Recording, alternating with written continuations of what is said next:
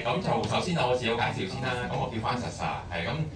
我本身咧就從事嘅行業咧，咁就可能同在座咁多位咧應該都差唔多㗎，都係做過打工仔啦。咁然之後咧都試過創業嘅，係咁點解咧我會由一個打工仔去嘗試去創業咧？咁第一咧就係因為嗰陣時咧做打工仔嘅時候咧，覺得咧真係收入永遠有個天花板，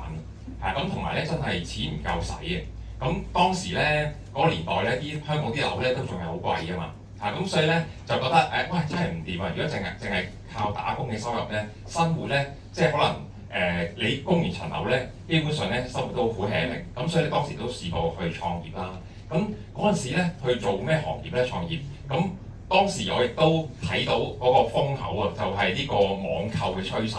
係啦。咁所以咧。嗰陣時我自己咧都嘗試過做一個跨境電商啦，咁就當時係自己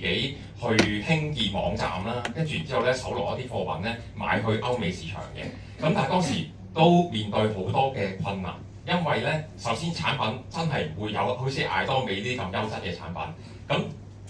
蘇醒翻嚟嘅貨一般咧就係大家喺嗰啲淘記啊、拼記啊嗰啲貨品，然之後咧。可能成本不到20-30蚊嘅成本咧，賣到咧可以10倍嘅價錢賣出去嘅，係咁所以咧，我相信大家如果平時喺網購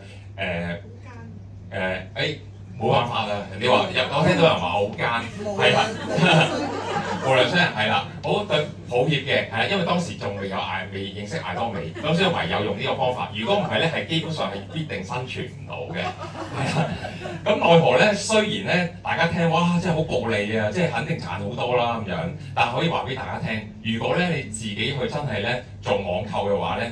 都係非常之困難嘅，因為咧首先就係除咗貨品嘅成本，原來有大量嘅成本咧係喺後邊嘅，係啊，所以千祈唔好自己嘗試去開網店，係啦。咁首先咧物流成本啦，你要自己去安排啦，非常之昂貴啦。另外就係廣告嘅成本啦，因為你唔會好似艾多美咧，有人咧去幫你去一齊去跑市場㗎。你引流咧一定要喺一啲社媒啦，譬如係 Facebook 啦，或者係TK 啦嗰啲去賣廣告咧，你先會有客人嘅。咁個廣告費係非常之驚人嘅。最後咧依然非常之努力之下咧，真係咧可以打到去咧每日嘅營業額咧去到10萬蚊港幣以上都有。咁但係咧最後計落條數咧都係蝕本。咁所以勸大家咧真係唔好嘗試去做傳統生意，或者嘗試係自己去搞網站做網購，因為風險非常之大。咁當時因為都好需要一個機會啦，咁咧朋友都介紹咗一個好嘅平台俾我啦，就係艾多美啦。咁當時就因為都誤解啊，以為係都係傳統嘅直銷，咁後來都試下用下啲產品啦，用完之後個產品好有效果，咁所以咧都最後決定加入，咁最終咧都研究過整個艾多美嘅事業咧，都覺得係好值得做。咁第一咧，我覺得佢係零風險啦，唔需要任何資金成本啦，咁所以唔使話驚蝕本先。第二咧就係最重要，真係系統式收入。因為咧，我覺得呢個年代咧，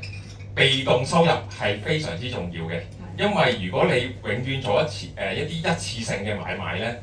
基本上你好辛苦揾完筆錢咧，之後咧你就最終都會冇咗嘅。唯獨是而家咧，我哋真係，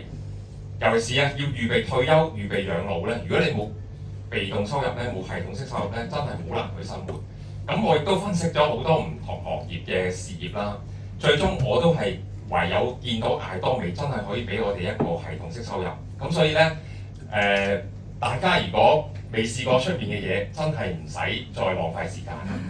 專心啲做艾多美啦。